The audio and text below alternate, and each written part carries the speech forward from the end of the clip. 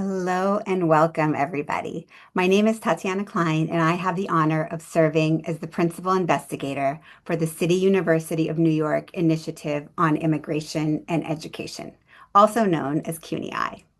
We are funded through the New York State Education Department through the Office of Bilingual Education and World Languages, and we are currently in our 7th year of existence. Next slide, please. We are glad that so many of you have joined us from across the US and beyond. Please take a moment, if you haven't already, to introduce yourself using the chat feature. Let us know where you're located, as well as your affiliation and your role. And throughout the webinar, feel free to continue to use the chat to share your reactions and connections. Please use the Q&A box at the bottom of your Zoom window to ask questions to the panelists, and we'll try to get to as many as we can at the end of the panel. Also, this event is being recorded and will be shared with everyone who registered, and will also be posted to the CUNY-IIE YouTube channel. Next slide, please. Now to the reason we are here, to launch our CUNY-IIE Immigration in Early Childhood Education Professional Development Module. CUNY-IIE began developing professional development modules in our first year. The initial modules focused on key immigration issues, refugees, and immigration in elementary and secondary schools. 2 years later, we identified additional gaps and created modules that focus on translanguaging and trauma-informed practice for immigrant-origin students. And earlier this year, I received a question from my colleague, Gail Buffalo, also a professor at the City College of New York. She asked what resources CUNY-IIE had for early childhood educators, and my answer was not enough. I want to publicly thank Gail, who is here with us today, for raising this question and initiating the creation of our newest module. Next slide. There are also 2 more people I'd like to acknowledge, and both of their names happen to be Amelia, and both are 7 years old. They are the young artists who have contributed their drawings to this module. First is Emilia Morris Flores Guerra for the powerful cover art that you see before you, and then Emilia Palacios for the art featured in the activities. Now, it is my great pleasure to briefly introduce our first 2 speakers, whose longer bios will be pasted in the chat in the interest of time. To start us off, we will hear from Dr. Milagros Nores, co-director for research and associate research professor at the National Institute for Early Education at Rutgers. She will contextualize early childhood and its connection to immigration globally and nationally. She will be followed by Dr. Cristina Melendez, Deputy Chancellor for the Division of Family, Community, and Student Empowerment in the New York City Public Schools. She will share some of the initiatives for young children and their families within New York City. We are most grateful to the both of you for sharing your expertise with us today. Dr. Nores, the floor is yours. Thank you so much, and thank you for the invitation today. It is my pleasure to be here and talk about this wonderful topic, and I'm so glad somebody raised it, and we're here today. So I'm going to talk a little bit about the importance of early childhood years, and I'll apply a lens of immigrant children and families to it. Next. So we'll start. What does the research tell us about child development? Next.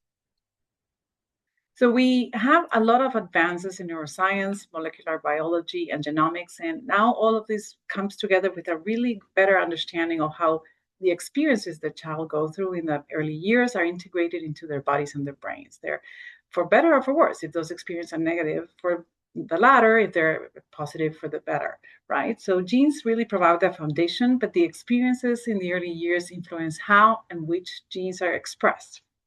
So the developing brain is really shaped by the interaction between those genes, the experiences that are happening around me, and the timing of those interactions during the developmental years. Together, they shape 2 things: the quality of the brain's architecture, but also how solid or fragile some of the foundations for all the learning are in terms of health, social and emotional development, language and literacy, and other areas of development. And this plasticity, or the brain's ability to reorganize and adapt, is greatest in the first few years of life and decreases with age. And therefore, it's so important that we are protective of some of the opportunities and environments that children are exposed to. So healthy development in the early years provides sort of this building blocks for all the other aspects that happen later on, including the educational progress and experiences that children have in the K-12 system, and then the productivity, citizenship, health, and communities in which they live and are then become parents for a next generation. Next. One way to understand this is really understanding the basic architecture of the brain is built through a process that begins early in life and continues through adulthood. And so we start from very simple neural connections at the beginning with much more complex circuits happening later. And you start with more than 1 million new neural connections formed every second in the first few years of life. Those are defining in the simpler pieces like the sensory, the vision, the hearing with the babies are in their first year of life, to then the language and the higher cognitive functions, their social emotional development, their executive functions, and all those other aspects that happen within the early years in their before the age of 5. So they're a very active period for establishing neural connections and also new connections that will continue forming through life, but never at this speed. Next. So what we know that these connections are happening, and we know that they can be provide a strong or a weak foundation for what happens next, but that the early experiences are shaping how this is happening, and they're providing that foundation. So those interactions that happen in the early years with caregivers, with the community, with the early childhood professionals are really essential in supporting the healthy brain and development. Next.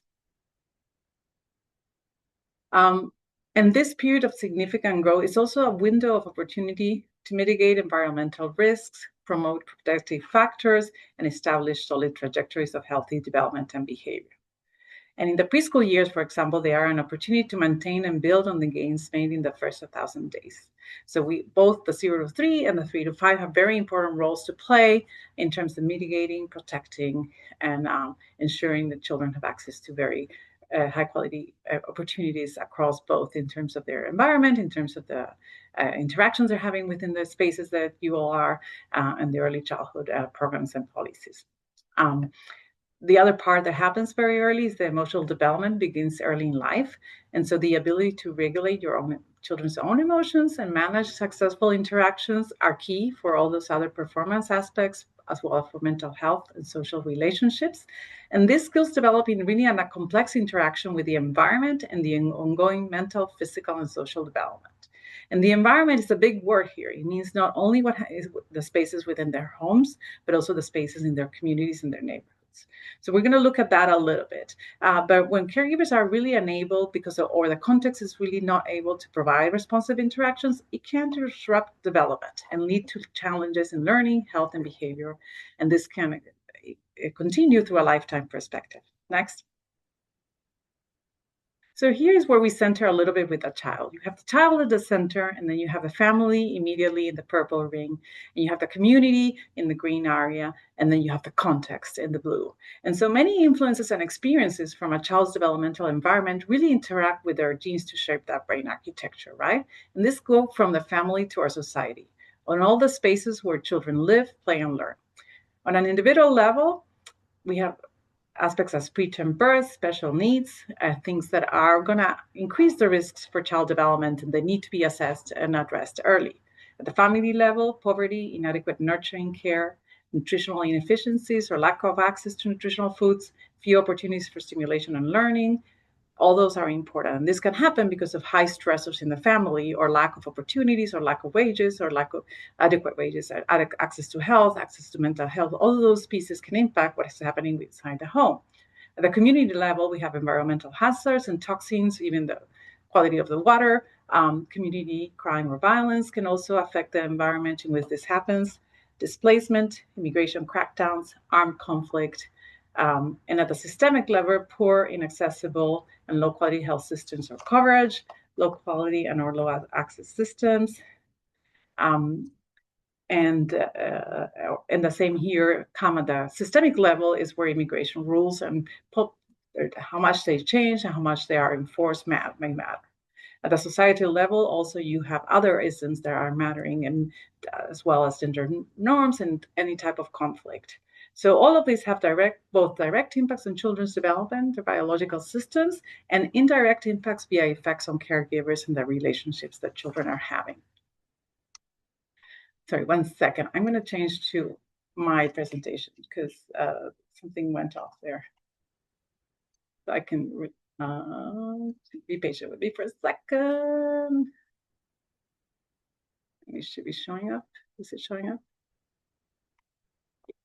Perfect. Sorry, so let me just advance. Why can I advance? There we go. So we talk about the nurture care framework internationally, and we did revisit this now early on for the preschool years globally. And this, what really does is center the child and understand for their social emotional development, self-regulation, their motor development, their language and literacy, cognitive development, and school readiness, all the systems that can impact their development. And so the systems here and all the types of policies are around in the gray. Immigration policies also come and play here, as well as the lack of any child protection policies, the parental leave policies or the lack of them, social welfare, financial support, and then all the systems in which this have impacts. They have impacts on the nutrition opportunities that children have, on the health opportunities that children have, on the responsive caregiving opportunities that children have, and safety and security, as well as the access to early childhood care and education program. In a similar work, we all looked at this from another perspective in defining the opportunity gap, in looking at all the different systems and aspects that there are really contributing to or perpetuating inequities in well-being across groups of young children, and immigration being one of those areas that come in play when defining factors, context, policies, and programs.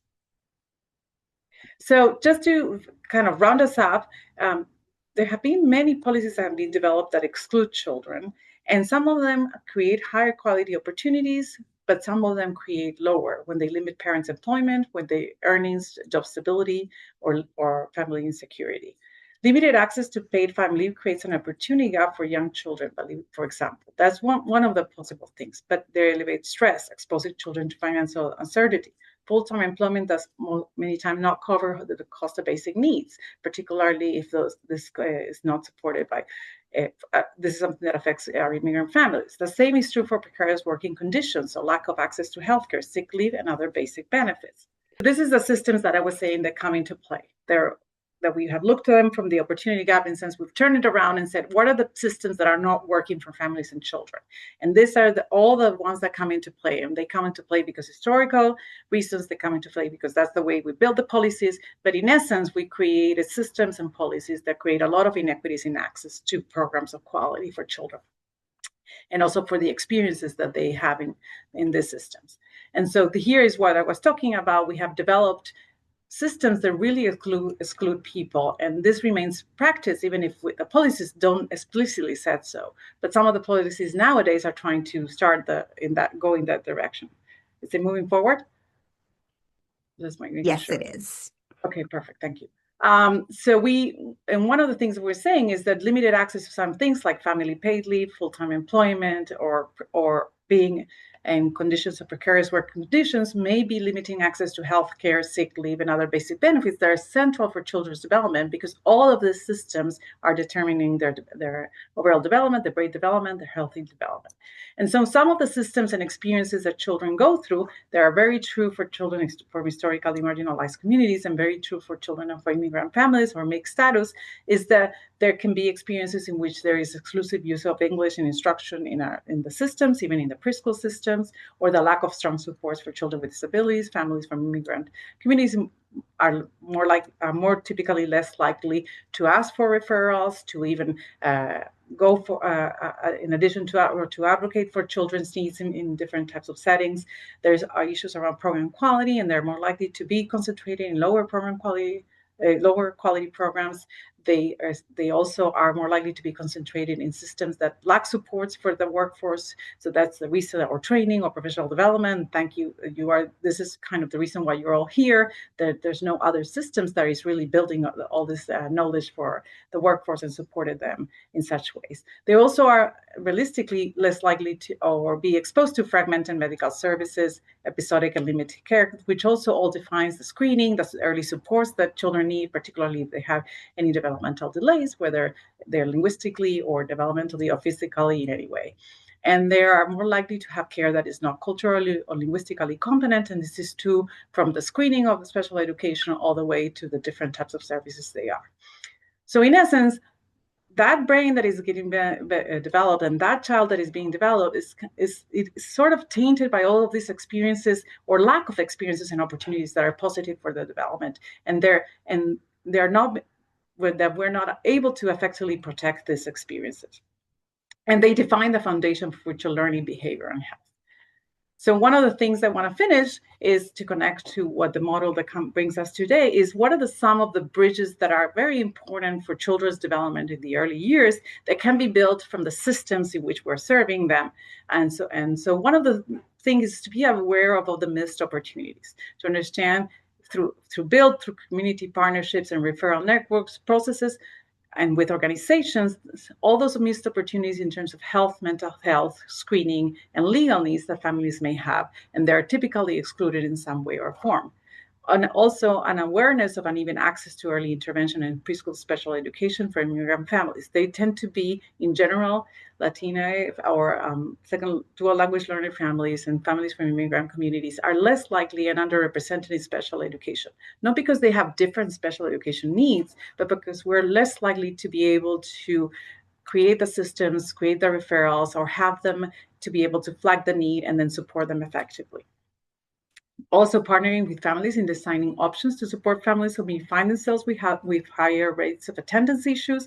So we've seen an increase in patterns of missed school days and missed opportunities for learning in some of our systems because of immigration crackdowns. So there it becomes very important to both provide resources for students to strengthen the learning at home, but also to maintain flexibility in requirements, procedures to a degree that is possible to really understand where families are and what their needs are and work in partnerships with them. So those are the bridges in which we're helping protect the health access component that is very important for families, the mental health that is very important for families and children, both directly through the parents and indirectly, indirectly through the parents directly to the child, as well as the screenings and legal needs for families and all the supports that are needed. So these are different types of things, but these are the systems that really are defining children's development. And so that the role is to try to make sure that they have the opportunities, they have access, they have the spaces and the different mechanisms or pathways in which they are able to make sure that all these things are addressed. So keeping in mind that this context is so important for the development of the children, and it goes beyond what we're able to do within the space of the school, which is also very protective and very important. And those caregiving interactions that you're doing as caregivers, in a sense that you are there with the children, are also very central to serving these types of populations. And I'll stop there. And I'm sorry about the problems with the slide. Thank you, Dr. Nores. We'll now turn to Dr. Melendez.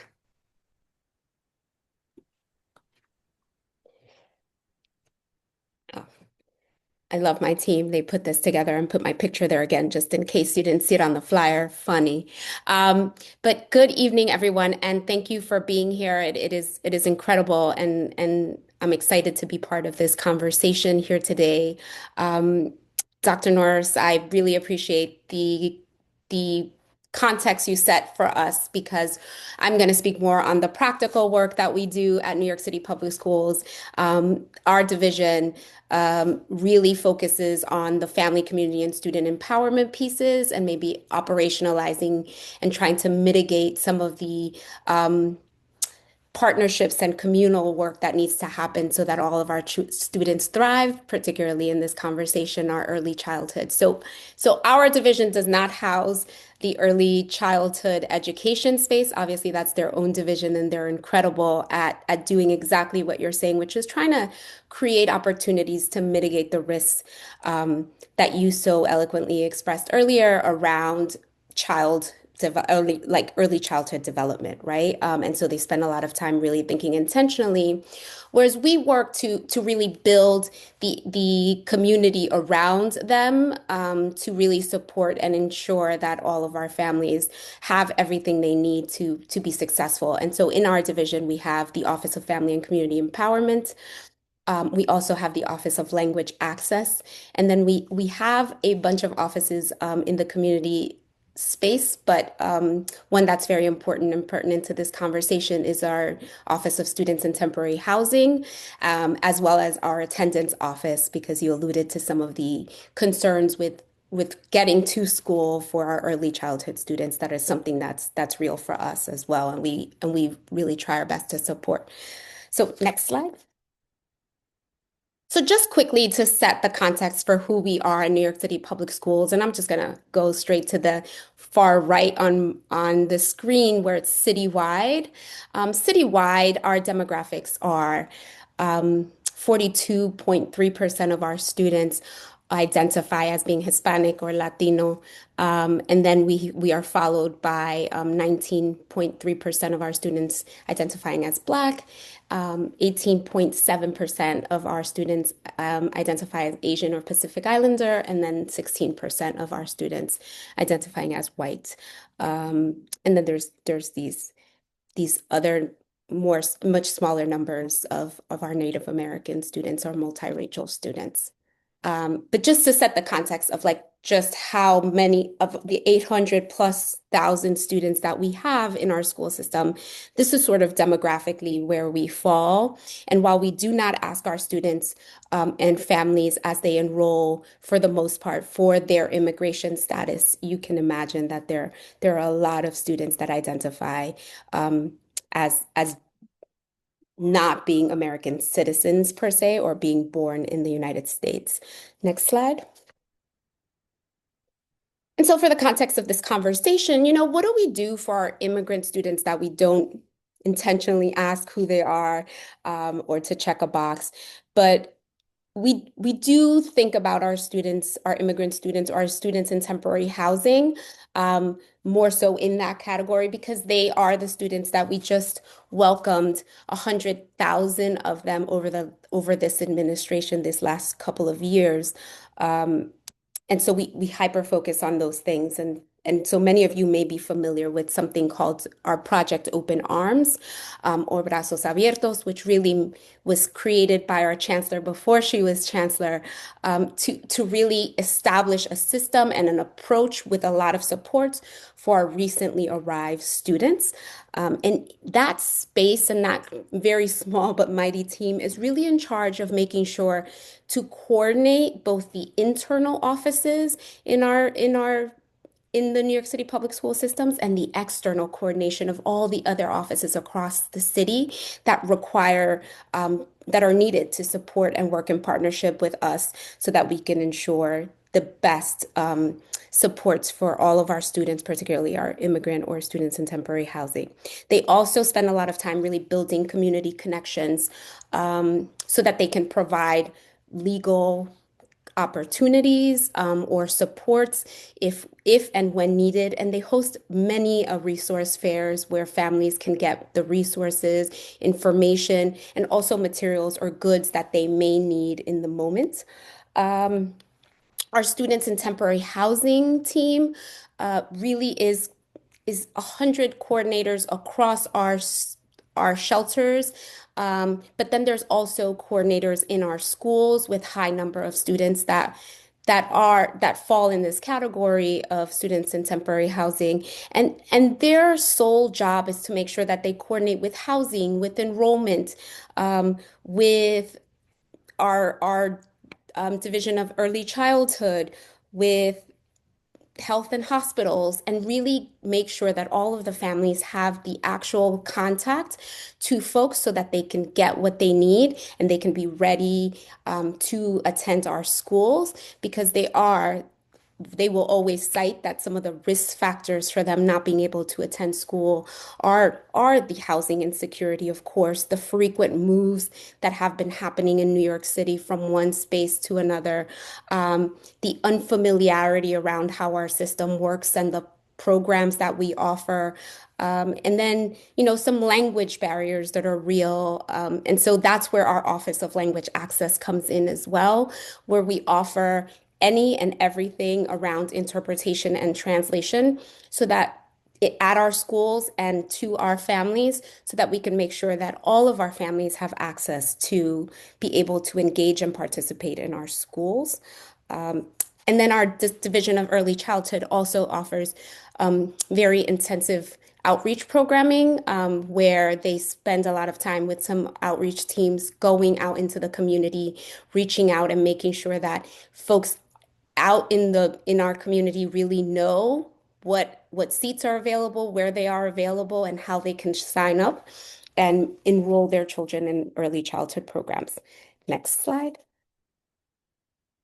But as we think about what we do in New York City public schools, many of you are familiar with the initiatives that we took on around New York City Reads, where we were very intentional about making sure that we shifted from a balanced literacy approach to reading, which is how I started when I was a teacher, more into the science of reading and really focusing on how do we know that children learn to read and then using that as an opportunity. And so the Office of Family and Community Engagement did an incredible job at establishing the ambassadors program because we really wanted to make sure that our families, all our families, despite inclusive of all of the languages that they speak, were able to not only learn about the science of reading, but then also be very clear about what their role, not the teacher's role, not them trying to be the teachers, but how they as families, as parents, as caregivers, can really support that process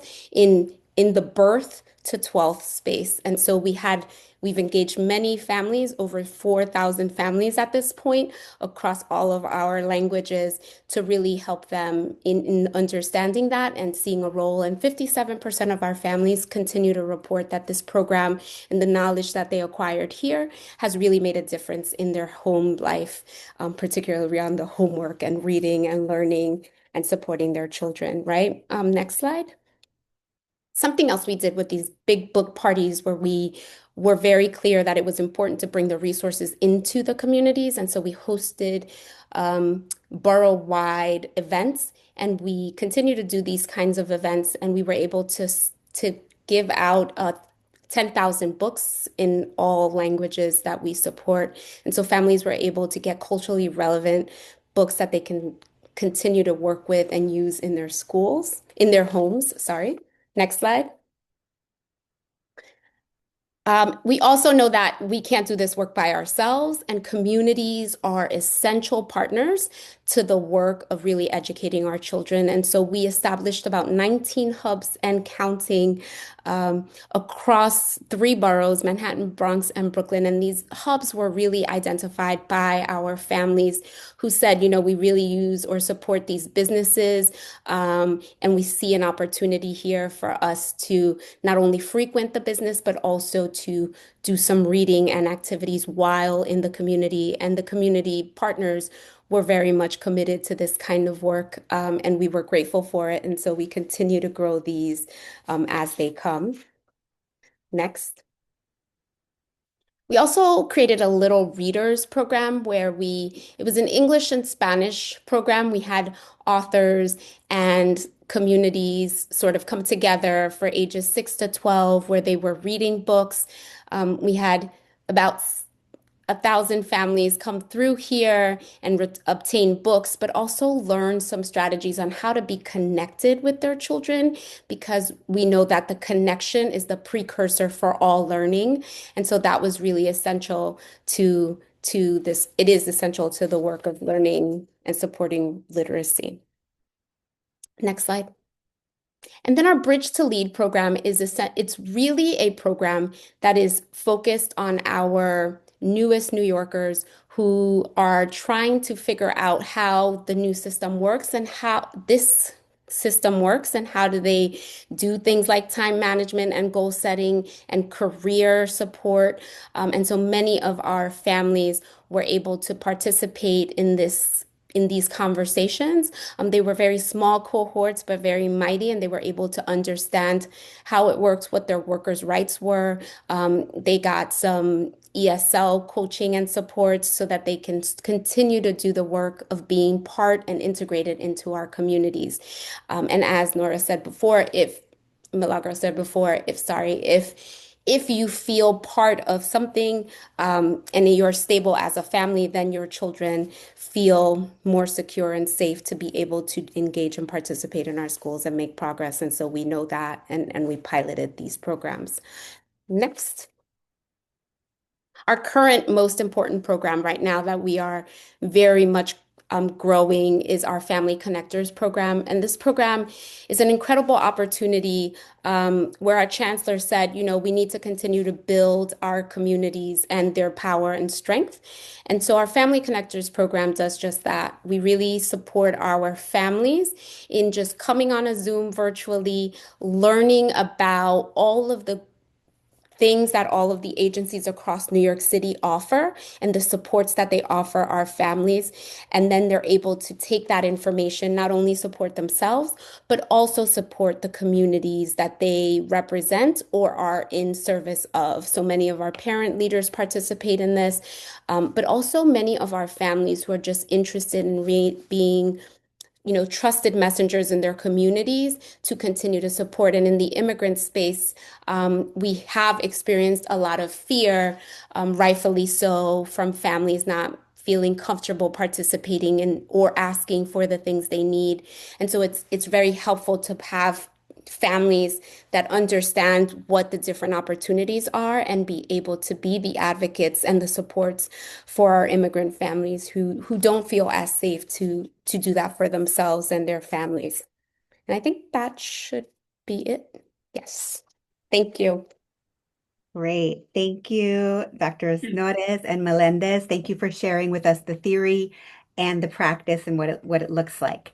We will bring you both back for the Q&A segment, which reminds me that to remind everyone to add your questions into the Q&A. We'll have a little bit of time at the end. And now we turn to the authors of this module who have worked tirelessly over the summer to bring this important resource to life in a way that is educational, interactive, and strengths-based. To introduce them briefly, we will hear first from Dr. Cecilia Espinosa, Associate Investigator at CUNY-IIE and Professor and Chair of Early Childhood and Childhood Education at Lehman College, CUNY. She will be followed by Kellie Griffith Tanaka, project researcher at CUNY-IIE, and until very recently, a kindergarten teacher at PS 212Q in Jackson Heights, Queens. You may also recognize her from our CUNY-IIE Not Too Young Immigration in Elementary School video series. And now to bring us into this module, Dr. Espinosa. Thank you, Tati. So I will be talking a little bit about the context overview for our module. And so as we have we're all experiencing their rapid immigration policy changes in the United States.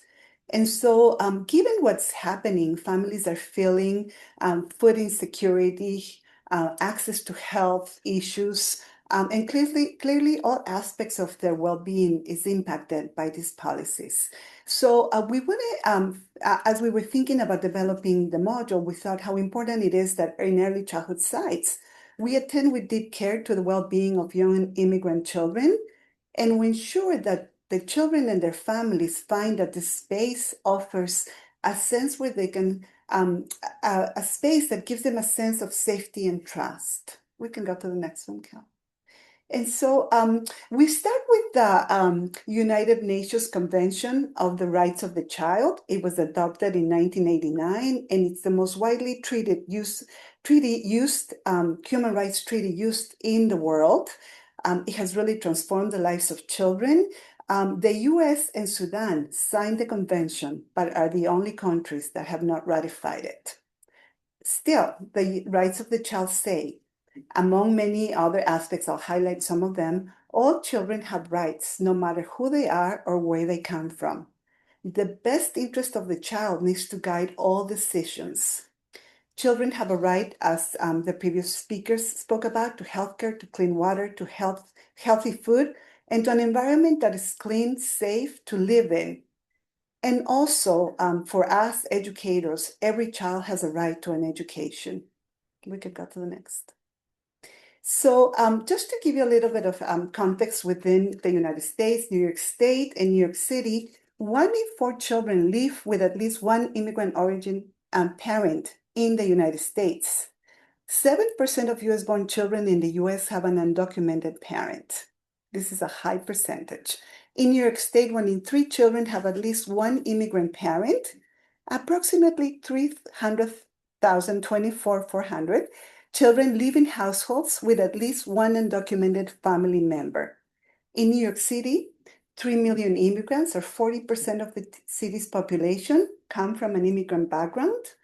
And about 142,000 3 and 4-year-old children are members of immigrant origin families. We can go to the next.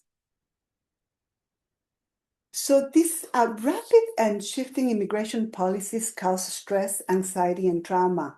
And the message that we want to ensure we send to families is that they occupy an important space here, their children, the family, and that we want them to come. And families are feeling right now that fear of not sending, rightly so, their children to school, given this policy changes. And given this current context, as early childhood educators, we need to continue to build trust and to rebuild it every day. And one of the ways that we do is by examining our own stance towards immigration as educators and as citizens, as community people, recognize that all families bring expertise and funds of knowledge. So taking that perspective of strength. And then the idea also of establishing a stance of translanguaging as the norm in all aspects of the pedagogy, but also the communication with families. And that means that the families feel free to bring their languaging practices to the school and also the children. And then also that we ensure a holistic support and advocacy for families, for example, providing essential services like mental health in this case. Next. So it's critical that immigrant families are informed of their rights to an early childhood education with a clear application and enrollment process. Many immigrant families have to navigate this process. And so, as Cristina spoke, providing access to the early childhood opportunities that their children need is very important. They need also opportunities to request a site that offers bilingual instruction. They need a right to have home language school, home communication, and they also need access to full participation in the early childhood program. I want to remind us that on January 21st, 2025, the New York State Department of Education said the schools must be a safe place. Law enforcement may not remove a student from a school or interrogate a student without parental consent. It's incredible that we're living these times, but keeping in mind this mandate is very important for all of us. Next. And so to end, this idea that families need to be informed that educators and schools are not reporters of immigrant status. Families need to continue to build that trust all the time. And early childhood educational sites are often a young child's second home. So this is the place where we need to nurture and make sure that they're feeling safe and welcome. Thank you.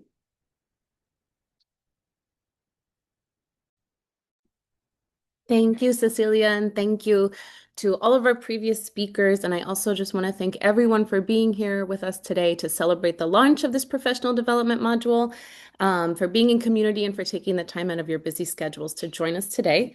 Before I start with the overview of the activities, I want to start with two really important points. So first, I want to recognize the privilege and the responsibility that early childhood educators have to create spaces that welcome and center immigrant origin students, their voices, their identities, their families, their histories. We heard from Dr. Nores and Dr. Melendez about how important that is, and Dr. Espinosa, thank you so much, and my co-author, also hit home on that point. The second point is I want to be upfront about the demands of being a classroom teacher. Often I felt like there was so much on my plate that it was extremely difficult to prioritize things that I knew were so important. I knew that there were free resources and I knew that there were things available to me and to my students to make all of this work happen, but sometimes it's just intimidating to find the website, to find the resource, and to get started in the work. So I want to offer this professional development module as kind of an answer, kind of a something that you can take with you, and I want to go through each activity here to show you exactly what I mean. So on the left-hand side of your screen, you'll see the names of the activities, and on the right, you'll see some of the learning goals. While I took all of this into consideration, along with Dr. Espinosa, to really help me work on these activities, we structured the activities in really particular ways. So every activity starts with a reflection. There's a chance for knowledge building through diverse resources. And then every participant will leave with a takeaway at the conclusion of every activity. I also want to say that this professional development module is free to everybody. And while the activities are connected and share similar themes, they do not rely upon each other. So you can take any one of these activities. Everything is included for you. You can bring it to your professional development time with your schools, with your school communities, and it's all there for you. Just a quick overview of each activity. So with the first activity, participants will start with a reflection upon their own culture, inspired by the book by Cecilia Melendez, Where Are You From? Participants will take place in writing an I am from poem. They will be able to reflect upon their own cultures, where they come from, but also the cultures and the experiences of their colleagues that are completing the activity with them. Then, during the knowledge building portion of the activity, Tatyana Kleyn participants will watch just a clip from this keynote entitled Reimagining Childhood, Lessons from Cultural Developmental Psychology. And Dr. Kuchirko talks about how children are regarded differently across different cultural contexts. And these different cultural contexts allow them to develop unique funds of knowledge that often are not captured within our US education system. And with all of that, participants will then work in small groups to consider the different communities that their students come from, and the strengths that they receive from these communities. And then they will make a list of resources and strategies and activities that can help bridge some of these communities and that can help give students credit for everything that they bring into the classroom every day that sometimes our curricula doesn't give them credit for. Activity 2 is language and literacy connections, and it will start by asking participants to bring in a picture of themselves as an early childhood student, which is really fun. I've done it in some of my classes with adult learners, and we will ask participants to pick some adjectives that describe themselves as young children. Maybe they were shy, maybe they were curious, maybe they were homesick at school. And then there will be a display created of all these different adjectives of what we were all like as young students. Then for the knowledge building portion of the activity, participants will get a chance to watch one of our videos from our Not Too Young Immigration in Elementary School series. This one is especially near and dear to my heart as it features myself and my colleagues and a guide that our third grade students created for teachers on how to welcome a new student. So you can see that in the middle here. So participants will get a chance to watch the video, look through the guide, look for inspiration, and also consider ways that they can bring the guide right to their classrooms the next day.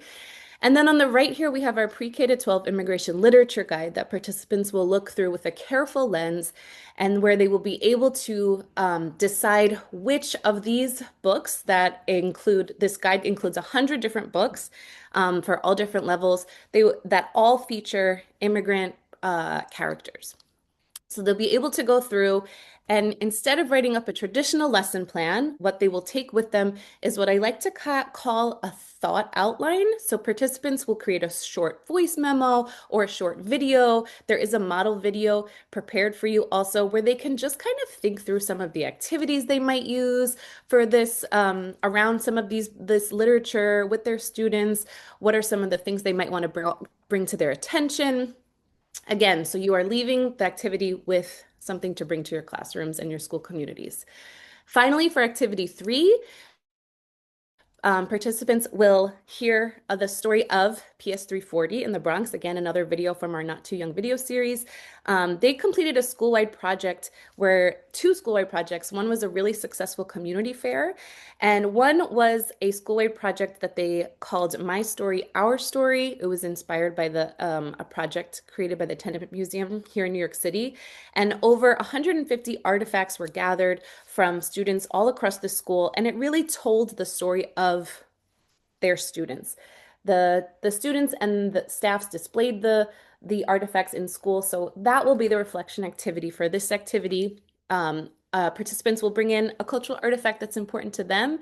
They will discuss the funds of knowledge of their own culture and the funds of knowledge of their cultures of their student. That's what you see here in the middle. And then they will get a chance to look through the community-based organization guides created by New York State Department of Education, which is organized by region. And they will, through the use of this planning template, they will begin to brainstorm ideas about how these community-based organizations can be used with their students, with their families, and with their school communities. So again, they'll be able to take that with them. To sum up here, I want to draw your attention back to one of CUNY-IIE's grounding principles. These are all available on our website. This one states very plainly, the immigration experience is complicated. And I'm going to give you just a couple seconds to read through the description before I continue.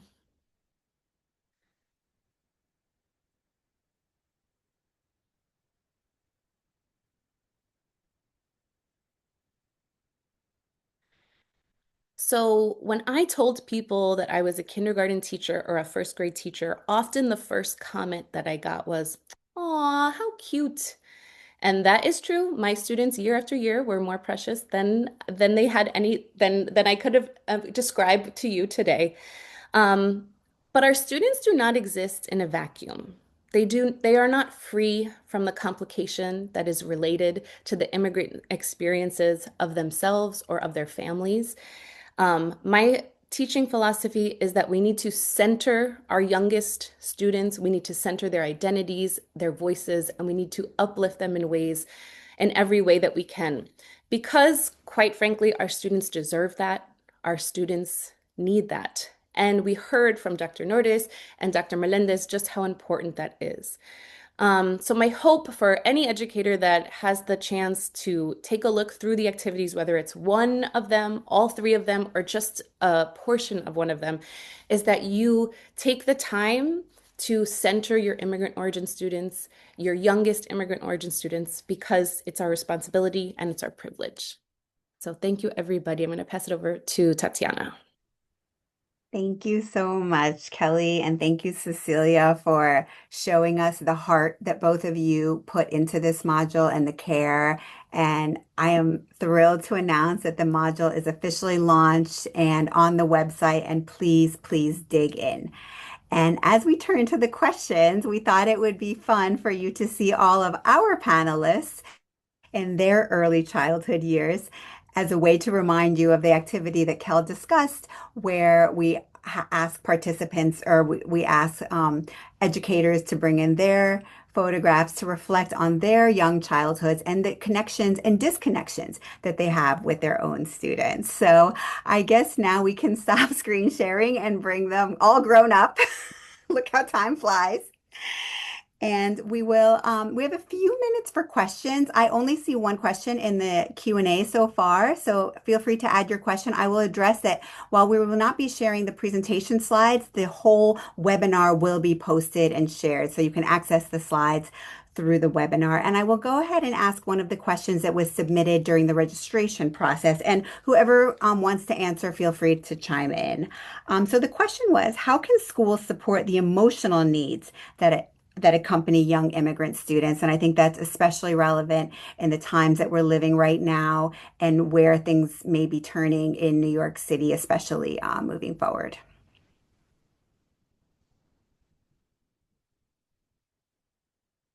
I guess I'll start us off here, but I think there's enough expertise here to also add, so I welcome that. But look, I think there's no way that you can learn. Well, we know that there's no way that we can learn if we don't feel safe and secure in our own spaces. And the current climate in our country makes it really difficult for families to feel safe, and therefore that is transferred into our students' lives and reality, and they bring that into school. And so some of the ways that we see that is in our very high levels of absenteeism in our pre-K space, in our early childhood spaces, right? But I think what's really important for us in our space is to hold that to be true. Some of the things that were shared here around, we need to call the thing, and we need to say, like, these are the realities that our students are facing, and arm ourselves as the educators to really understand what that means. And many of us don't, for many different reasons, and many of us do, right? And so things like this curriculum, this is really supportive because it helps our educators sort of be armed with that information and that reality, and have something that they can do with it, which is important. For us, it's also reaching out to families. Some of the things you that were shared here as well, like how do we connect? How do we use our outreach opportunities to really connect with families and understand what it is that's keeping them from school, so that then we can provide those supports and get those supports as quickly as possible. Our students are expressing things in classrooms in different ways. And of course, we have those social emotional resources in our classrooms and in our communities that our educators have at the ready to be able to support and call on a social worker and call on all of those spaces. But at the core of this is we have to take care of the family as a whole. And so we also are leveraging our family connectors because they are parents, right? And so when you connect at that shoulder to shoulder, at that trusted messenger space, it makes it easier for us to get the information and provide it, even if it's through this intermediary person, so that you can get what you need. And so, it's a tricky time, and we are fortunate enough to have a chancellor who understands it in bigger ways than many other people can, and an opportunity here to really support our families and continue to remind them that schools are safe spaces, that this is where we can make sure we can support our families and keep them connected. And whenever we know of things that are happening in our communities, it's been very helpful to have families sort of call on us.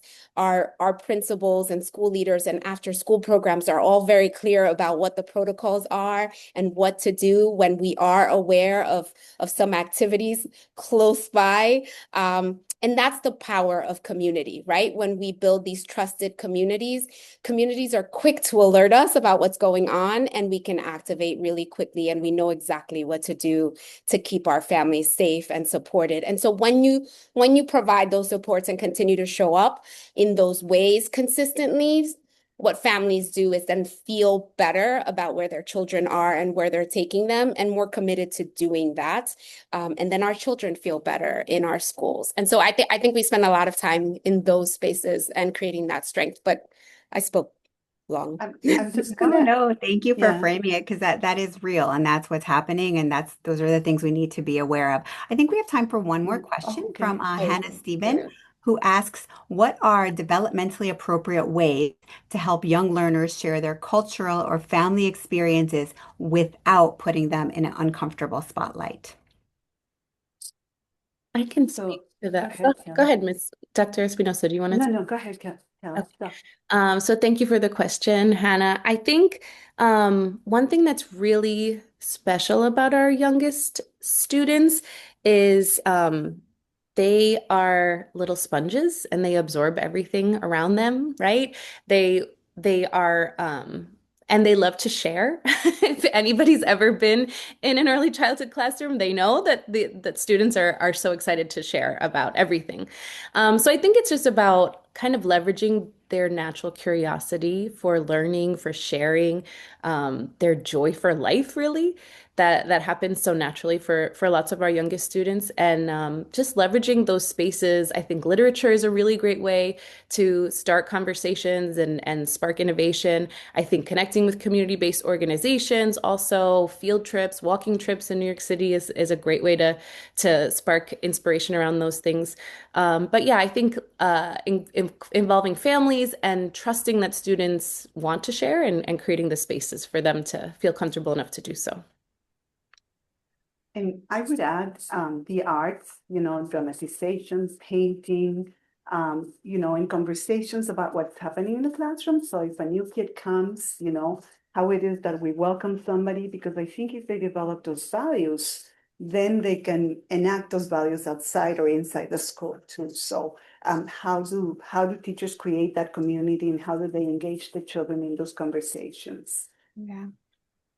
I think I can only add that one of it's bring asking children to bring the richness from their home is not any different than we ask them to bring the richness of any environment and whatever is the experience or their vacation, in the sense that we're saying this is valuable, you have something to tell, and let's tell it. But sometimes it also helps, particularly in communities that are fragile, when some conversations are being in other ways at home, there are a source of stress, the conversations, then it might be that you build the bridge through the family. You say, we would love to spend next week talking about XYZ, this experience that you might have, what are wonderful things that your culture brings, and what are wonderful things.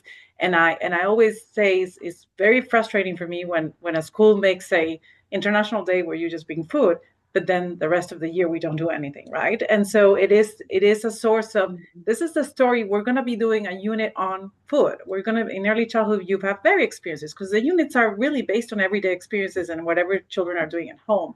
And so having that conversation with families and letting them know what we're going to bring, so they themselves tell the stories to their children that they can bring home, I think is a big space to open up. And I also remember, it's not all on the teacher. The systems around, like Cristina mentioned, around the social workers, the family connectors, all of those pieces are built there, because the early childhood years are what we call also the early warning system. And that is also true for any developmental delay, as it is for any issue around stress, social emotional development, or any adversity that a child is exposed to. So it is that system of supports that the stronger we get it and the more connected it is with the families and communities we are, the better it serves families around us. Thank you for those different ways that we can create these spaces for students to feel safe. And I think the key word is it's an invitation, right? You're inviting folks into the space. And then when and if they feel comfortable, they will certainly share. I want to end. I wish we had more time for questions, but I think some of the announcements I have might give us more spaces for these conversations. So, as you know, or as you may know, or as you will know, our professional development modules are made to be used in two different ways. First is in schools by educators within and beyond New York. So please take our invitation to use them. They're free, they're online. But second is also that CUNY-I offers free CTLE classes for New York State educators with these modules. And there is no better time than now to share that the one and only Kellie Griffith Tanaka will be offering a virtual CTLE course on what else but immigration in early childhood education. So the specifics will be shared via our listserv and social media. So stay tuned. And don't worry, if you're in this webinar, you are now officially on the CUNY-I listserv. So welcome. Second, and Kel, if you can please share the screen. For the first time publicly, I'm thrilled to share that CUNY-I will be holding our second annual conference. And the theme will be, drumroll please, Stronger Together, fortifying school and community partnerships for immigrant families. We hope you can join us this time in person at the City College of New York. Please mark your calendars for Saturday, March 14th, and our registration will open in January.